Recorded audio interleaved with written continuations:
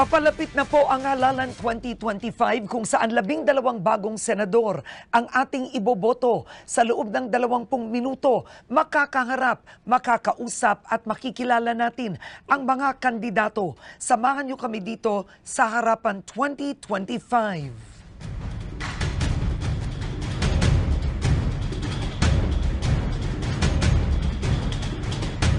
Ako po si Karen Davila, napapanood nyo kami ngayon sa ABS-CBN News YouTube channel. At makakasama natin ngayon, kilala siya bilang isa sa mga malalapit na kaalyado ni dating Pangulong Rodrigo Duterte. Itinalagang PNP chief noong 2016, siya ang itinuturing na chief architect ng kampanya laban sa droga ng nakaraang administrasyon. Pagkaretiro sa PNP, itinalaga siyang bureau o Director ng Bureau of Corrections bago sumabak sa politika noong 2019 kung saan nagtapos siyang panglima sa senatorial race. Kasama natin ngayon, Senator Ronald Bato de la Rosa. Senator Bato, thank you for taking our invitation. Salamat. Thank you rin for inviting me here, Karen. Alright, tumatakbo kayo ulit sa pagkasenador, the second term. Ano ang ginawa ni Senator De La Rosa sa Senado?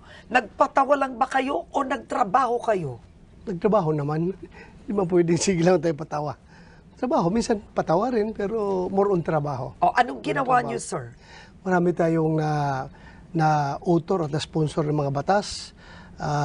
Marami tayong mga issue na naimbestigahan through our committee. Marami tayong nagawa sa tatlong committee na hinahawakan ko, dalawa bilang chairman at isa bilang vice chairman, yung aking committee na Public Order and Dangerous Drugs. Ako ang chairman na rin ako ng Marawi City Victims Rehabilitation and Compensation Special Committee. Tsaka yung Vice Chairman tayo ng Senate Committee on Defense and Security. Pero Senator, sa 29 na batas where you were an author and a co-author, ano ba sa mga yon ang nakapagbago ng buhay ng Pilipino? Isa lang, sir, magbigay ka. Kahirap, no? Sa dami nun. Ano bang pinaka-importante doon? Para sa akin, more on dito ako sa hinahawakan ko talaga na Public Order and Dangerous Drugs. Number one na nakikita ko na napakalaking impact doon is yung Bureau of Fire Modernization Bill. Alam natin, yung ating fire ay medyo hindi pa gaano ka modern. So with that bill, ay maganda ang idinulot doon para sa modernization nating Bureau of Fire. Pero kilala kayo bilang arkitekto sa drug war ni Pangulong Duterte. May nagawa ba kayo pagdating sa illegal na droga sa Senado? Meron, in the sense na may mga bill tayo na tulad ng ano, sir? Yung pagpagawa ng mga rehabilitation center sa mga regions at saka sa provinces. Yung pag-aminda sana sa yung bagong yung Dangerous Drugs Act, kung saan may mga gusto tayong mga i-amend na mga provisions na medyo... Ba't di mo nagawa yun, sir? Maraming opposition, maraming nag-oppose. So, yun. Okay. Tanong ko, no, ang problema sa sitwasyon nyo, talagang kahit anong gawin nyo, kilala kayo bilang arkitekto ng drug war ni Pangulong Duterte. Nagsisisi ba kayo sa pagkaka-implement o kinalabasan ng drug war na yun? Hindi ako nagsisisi. In fact, nagpapasalamat pa ako. Wala kang babaguhin doon? Wala akong babaguhin. Kaya nga ako naging senador dahil doon sa drug war. Diba? So, ganun. Pero mahigit 20,000 katao sinasabing namatay. Sinasabi lang nila yan. Marami collateral damage daw. May hirap. Actually, ang official data is 6,000 plus lang. Kahit na 6,000, marami pa rin yan, di ba? But then again, alam mo, kung hindi mo seryosohin yung war on drugs, walang war na mangyayari. Patuloy ang drugs. Walang war. Okay. So, kailangan talagang alam mo na. Okay. Seryoso yun. Now, in 2019, you were quoted, may namatay na bata, 3-year-old, dahil sa drug war. Sinabi mo, shit happens. At talaga naman, shit happens. There are Pero times. tama ba yun na sabihin yun? I don't know anong context na gustong palabasin niya. Basta sa akin, kami, Pero bata namatay, 3-year-old, sinabi mo, shit happens. I am not referring to the child. I am referring to the operation. Yung operation na pumalpak, nagtinuhaan yung bata. Hindi ko sinasabing shit yung bata. Shit yung operation. Shit happens Pero yung result ng operation. pinarusahan mo ba, sir, yung mga pulis? Uy, iniimbestigahan yun at nagkakaso yung mga pulis na involved. Pinuntahan mo ba yung magulang ng biktima? I don't know kung napuntahan ko. Hindi ko maalala. Yun ang tanong eh. Ang tanong ng marami, napaka-heartless nung drug war sa ordinaryong tao. Hindi mo man lang binisita yung bata. Alam mo, kung heartless ako, Karen, hindi kami nag-launch ng war on drugs. Kung heartless ako, kaya namin ginawa ni Pangulong Duterte yun dahil mahal namin ang kabataan na maisalba ang kabataan sa problema sa illegal na droga. Kung wala ko pakialam, ano pakialam ko? PNP ako. After mag-retire ako, may retirement ako, bakit pa ako papasok sa problema? Dahil iniisip namin ang future generation ng Pilipinas. Kasi kung hindi natin gawin ang war on drugs, magkakaroon tayo ng mga politiko. Balang araw, magkakaroon tayo ng presidente na addict. Pero Hindi mo pigilan yan. Dahil ang droga, grabing kalat ng droga. Pero ang akusasyon ni dating Senator Antonio Trillanes, si Duterte, ay actually ang biggest drug protector. Andiyan na naman, naniwala ka kay Trillanes hanggang ngayon, naniwala ka pa dyan sa tao na yan. Ako hindi naman naniwala. Paano yung mga dokumentong Huwag pinalabas hayaan niya? mo. May BPI Julia Huwag mo Vargas. basinin dito. Wala, Okay. ayaw ko pag-usapan yung kasing tao na yan. Wala, nabubuisit ako. Ay, alam mo, pasensya na kayo, mahirap pong hindi konti tumawa pag si Senator ang karap. Kasi ganun po kayo sa issue. Eto, malaki today. Si DOJ Secretary Boying Remulla, sinabi po niya, they are willing to engage with the ICC. Go ahead. Anong reaction mo doon? Go ahead kung anong gusto na. Hindi namin sila makontrol. Hindi namin sila makontrol. Kung i-engage sila yung ICC, sige lang. Go ahead. Basta ako, very solid yung aking paniniwala na walang jurisdiction ang ICC sa ating bansa. Pumasok kayo dito ICC. We will go to the Supreme Court. We will seek judicial relief. Kung talaga bang may jurisdiction ng ICC dito. Very clear yan. Very clear yan na yung kanila ginawa na hingi nila ng permiso, yung prosecutor, paghingi nila ng permiso sa court na mag-conduct ng investigation, effective na ang ating withdrawal sa membership. So, very clear, wala sa jurisdiction. May dalawang judge, may dissenting opinion, in-explain nila sa dissenting opinion yan. Pero tatalo lang sila dahil 3 ang bumoto, 4, 2 lang against. So, diyan mo makikita ngayon that ICC is not for justice. It is all about control. Gusto lang kontrolin yung mga membro nila sa ICC. Ngayon, Senator, nakatanggap ka na ba ng sulat o email sa ICC? Wala. Totoo ba yan? Wala. Sinabi mo may natanggap ka, hindi mo May tinignan. tawag May sa tawag? opisina. Ganun, Pero bakit ko sa entertainin? That is tantamount to acknowledging or recognizing their jurisdiction over us. Kapag entertaining ko sila, umalis kayo. Wala kayong pakialam dito sa amin. Leave us alone. We can do our job here. May lumabas na dokumento na allegedly isa kayo sa 4 na suspects doon sa Duterte drug war na ipinalabas. Once again, nung paborito niyong individual, si dating Senador Antonio Trillanes sa X. Ang tanong ko, may nakuha na ba kayong official na dokumento, any official communication that you are one of the suspects? You are being investigated? Kahit na may matanggap ako o wala, alam ko kapag ICC ang pag-usapan, kasama ako dyan. Pero wala ako officially, wala akong natanggap. Tanong ko, kunwari, no, dumating ang ICC, magtatago ba kayo? Tago. Kung mag-cooperate ang ating gobyerno, let's cross the bridge when the bridge is constructed. So, teka lang. So, posible. Alam mo, sinabi to ni Senator Ping Lacson, ginamit daw niya within the law. Iniwasan niya maaresto. Gagawin niyo ba yun? Secret. Gusto mo. So, kasi Gusto mo si malaman? Laila de Lima, ang lakas ng loob, nagpahuli. O, ito tanong ko. Ibig mo Sa sabihin- totoo lang, ibig mo- nagsisisi ka ba na si Laila de Lima nakulong? Hindi. Bakit ako Hanggang magsisisi? ngayon- Pero hanggang ngayon pinaninindigan nyo na si Laila de Lima talagang At tumanggap that ng time drug kasi, money. nung pinail yung kaso, mabigat yung mga testimonya ang binigay ng mga witnesses. But do you believe now they were wrong? Lahat sila, they recanted. Kung nag-recant man sila, that's water under the bridge. Dahil at that time talaga, siya ang tinuturo. O ano magawa ngayon ng DOJ kung hindi entertainin yung kaso? Pero ang andyan tanong ko, yun. dapat ba na-detain yun ng 7 years? Hindi ba pang-aabuso yun ng panahon ni Pangulong Duterte? Pang-abuso kung walang warrant of arrest. Pero may warrant of arrest eh. Nakakulong siya dahil may warrant of arrest siya. So anong abuso na Walang abuso yun, That not was legal. convicted. Everything was perfectly legal. Kahit hindi siya convicted, that is the process of law. That is the due process.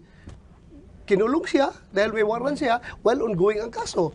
So anong pang-abuso na ginawa ng administrasyon ang doon? tanong ko, 7 years, no conviction? Regardless, kung pag magsabi ka ng abuso, yung You Yung ginawa is you don't beyond the see law. it as a political vindictiveness on the part of the former president? bakit naman mag-vindictiveness ang sasabihin mo na kung may ebidensya? Oh. Lumabas, wala Porke pala. Nag-recant nga lahat. Nag-recant nga sila, hayaan mo sila because the circumstances before is different from the circumstances now. Oh, wala na si Duterte. Ginamit sila, yung mga tao na yan. So you really Iba. tanong ko lang, you believe until today, drug protector si Laila de Lima? You believe it? Wala akong sinasabing I believe na drug protector siya. Okay. Pero I believe on the veracity of yung mga ginagawa ng DOJ, bakit siya napailan ng kaso? Alright. Walang politika doon, Karen. Walang politika. Okay, sinabi mo noon, June 27, 2024, sa kapihan sa Senado, may human rights violation talaga sa war on drugs. Meron. Bakit hindi magkakabayo rito? May namatay nga na bata, may binaril nga bata. So kung gano'n na may human rights violation, is it fair to say that Oplan Tokang was not a success? No, it was a success. It's how you see it. Kung ikaw ay anti-war on drugs, failure. Pero kung ikaw ay pro-war on drugs, successful. Why? 1.6 million nag-surrender. 300,000 ang nakulong, nahuli. Buhay lahat yun. Ang daming tao na nagsasabi na nagpapasalamat sa war on drugs dahil safe na yung kanilang environment. So, for us, it's a great success. Kung ikaw ay anti-drug war o ikaw ay sindikato ng droga, failure, sabihin mo, failure yan dahil patay ang bata. Doon ka magkukonsentrate sa negative na kukunti at kinalimutan mo yung pangkalahatan ng napakalaking magandang idinulot ng war on drugs. Pagdating sa peace and order. Ngayon, Mas malala ba ngayon? malala. Tanungin mo mga barangay kapitan, pumunta ka. Punta ka doon sa ground. Tanungin mo mga barangay kapitan, wala kang marinig na barangay kapitan na magsabi na, Sir, okay ang aming sitwasyon sa drugs. Perfect na, wala na problema. Halos lahat magsasabi sa iyo na hindi nga natin tinatanong lalapit sa atin, magsusumbong. Okay. Sir, andyan na naman sila, sir, nagkakalat na naman, noon nagsipaglayasan yan. So, mas Nagsipagtago. malala ngayon. Ngayon, andyan na naman, parang candy na naman na binibinta yung drug sa kalsada. Eto, maiba kasi kukuha na tayo ng tanong dito, pero may gusto ko tanong sa iyo. Dalawa ang muka ni Senator Bato de la Rosa.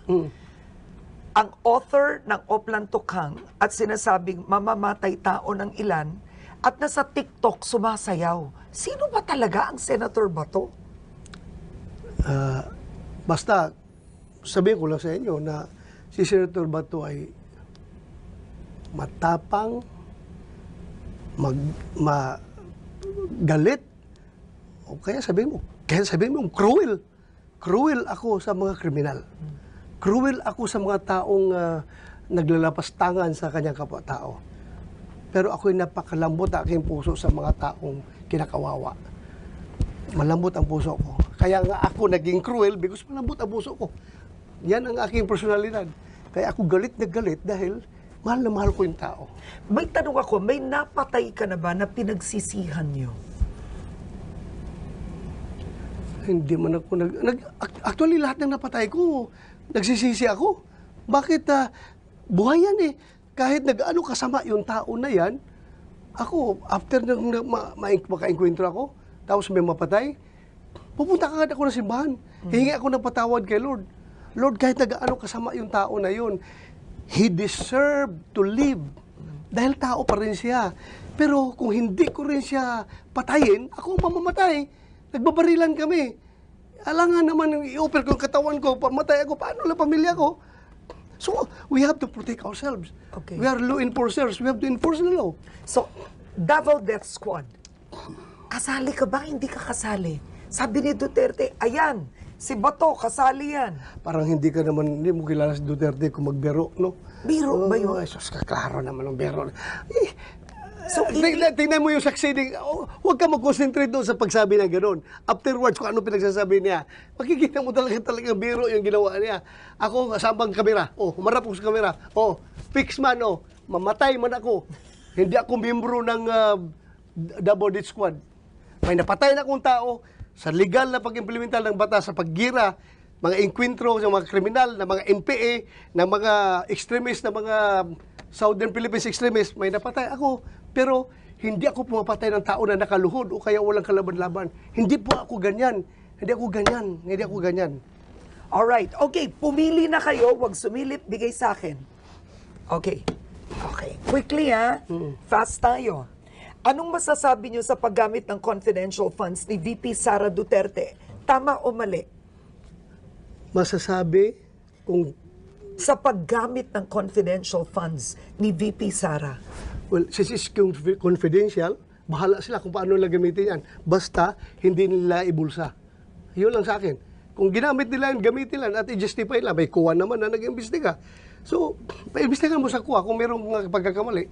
Kuha will determine everything and they will be the ones to recommend the filing of the case. Kung meron. So wala kayong nakitang maliit kay Mary Grace Piatos, yung mga pirmang pare-pareho?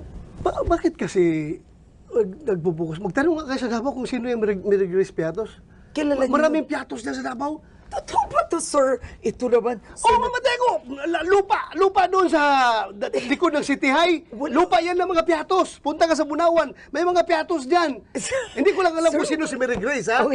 Pero maraming Piatos dyan. Huwag mo yung sabihin na not-existent yung tao diyan. Walang birth certificate. Ay, papahanap nga niyo kung pwede naman kasi gumawa ka ng pangalan, mag-codename ka para it's intelligence operations, confidential operations. To hide the identity of that person, they can assume nom de guerre, they can assume their code name. Pwede man gano'n. Pero pag sabihin mong, Piatos, that's an insult na pakayaman ng mga Piatos sa Davao. Ang lalaki ng lupa ng mga Piatos sa Davao. Merong Piatos sa Davao. You got me there. Okay, Yes. next question. Talaga si Senator. Okay, anong pananaw mo sa breakup ng Uniteam? Dati nag-iibigan, nagmamahalan, Marcos Duterte. Because of greed, of power. Gusto Really? ng Sino ang greedy? Gusto ng do not let me identify. Basta merong tao nandiyan sa Uniteam na gustong Sino na nga? gustong magpapatuloy sa power at gustong hawakan ang Pilipinas, kaya ginigiba ang magiging next president. So itago mo sa pangalan.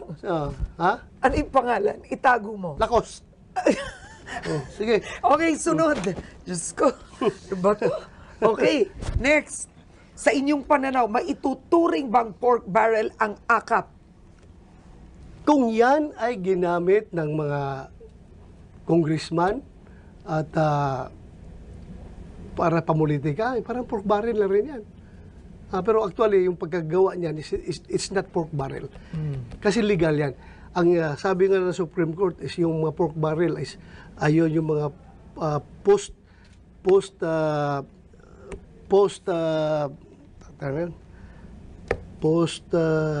sige lang. Okay. Isipin ko ba, yung pagkatapos lumabas yung batas. Post legislation. Yeah, PDAF kasi ang binawal ng Korte Suprema. Yun. Alright, but wait. Ang tanong ko, kasi kapag nanalo kayo, meron kayong akap eh. Per senator, baka 250 million yun. Hindi ko nga tanggapin yun kung ibigay sa akin. Di mo tatanggapin? Hindi ko tanggapin dahil umayaw nga ako niyan eh. Inupos ko yan. Kasi alam ko mga gagamitin yan pamulitika ngayong eleksyon. Kaya hindi ko tatanggapin kung meron man. Bakit ko tatanggapin? Kung meron mo para sa akin, sabihan mo yung DSWD. Kayo nang bahala dyan. Ibigay nyo kung sinong dapat bigyan. Hindi ako makikialam dahil labag sa kalooban ko. Okay Dahil kayo, sir. magagamit na. Di, bagong lance ako, busog na busog ako, Okay, kaya okay. nag-burp ako. Nag-alala ako. Okay. Next. So, hindi nyo tatanggapin. Sunod, sir. Ito, puro ganun lang ang pinili. Okay, pabor ka ba na gawing legal ang divorce? Hindi. Bakit? Ako'y, pasensya na ha. Alam ko mga pro-divorce kayo ha. Bakit mo naman nasabihin? Bahala ko sinong pro-divorce niya. Basta ako, oh. I am a devout Catholic. Hindi, sa church kasi, hindi pwedeng paghiwalayin ng tao yung pinagsama ng Panginoon. May annulment, di ba ganun din yun? Meron namang annulment. O, pwede nyo gawin yan. Pero yung divorce, ayoko. Ayaw mo. Ayoko. Okay, next. Pasensya na ha. Oh, wait, bago yan. Bumoto ka laban muna doon sa doon sa sexuality bill. Yung adolescent sexuality bill. Ngayon sa Senado. Oo. Hindi totoong may salitang, forgive me for saying it, walang salitang masturbate doon sa actual bill. Wala nga, pero kasi nandoon yung mga terms doon na international standard. At pag sinabi mo yung international standard, European standard, at punta ka sa anong mga educational program na patungkol dyan na inintroduce ng mga Europeans, di ba nandoon yan? Kaya worried ang mga parents. Eh tayo naman isa, sino bang gustong ang mga anak natin? That's a no-no sa ating kultura bilang Pilipino. Kahit na anak ko na lalaki, gusto ko siya maging sexually mature or sexually educated siya. Let him experience it for himself. Hindi ko pwedeng turuan. Hindi ko pwedeng turuan. Kaya nga maraming teenage pregnancy, they're uneducated. Depende yan. Kung ikaw, parents, pinabayaan mo yung anak mo, ayun na. Pero kung hindi ka pabaya sa anak mo, hindi siya mangyari yan. Ako, close guarding ako sa mga anak ko eh. Okay, close guarding. Sayang kulang ang oras natin, hindi po ito head start na 1 oras. Pero bakit kayo dapat mahalal muli? Nanliligaw kayo ngayon sa mga botante for a second Senate term. 6 more years. Bakit? Bakit dapat nandun si Bato de la Rosa? Pakahirap na tanong yan, no? Masyado self-serving na tanong yan eh. Bakit? Ba't ka kailangan sa Senado, sir? With my wealth of experience sa law enforcement and with my pinanggalingan ko na talagang dirt poor, hirap na hirap, ako napakadaling mag-connect sa pinakamahirap na tao sa ating komunidad at ako napakadaling umintindi sa kapulisan, sa lahat ng law enforcement agency, lahat ng military uniform personnel, ako napakadaling makaintindi sa sitwasyon. Ako alam ko kung sila ay gumagawa ng tama or sila ay gumagawa ng pang-abuso because I've been there, done that, and I know everything about the organization. So yan ang pinaka-importante at saka ang pinaka-importante. Hindi ko sinasabi yung ibang kandidato ay hindi malinis ang puso. I am claiming na ako ang may pinakamalinis na puso. Bahala na kung i-dispute nila, basta I believe. Huwag na natin gamitin yung pinakamalinis na puso. Ako ang may napakalinis na puso na senador. Ako, napakalinis na puso ko. Wala akong ibang intensyon kundi magserbisyo. Ayaw kong, bakit ka mangurap na di mo magdala yung pera niya pag namatay ka, di ba? Basta ako, serbisyo lang sa akin, serbisyo lang ko, ano magawa ko. Kung ayaw ng taong bayan na pabalikin ako dahil ayaw lang serbisyo ko, din ano magagawa ko? Uwi ako sa bahay at Davao at guhuman pang kamuti. Alright. Ayaw nila. Maraming salamat po sa inyo. At yan ang harapan 2025 kasama si Senator Ronald Bato de la Rosa. Ayun daw, magtatanim siya ng kamote kapag hindi po siya nanalo ngayon sa Senado. So, do you know your number already? May numero na ba kayo? 22. 22 ang 22. numero nyo. 22. Okay. Maraming salamat at magandang araw, kapamilya.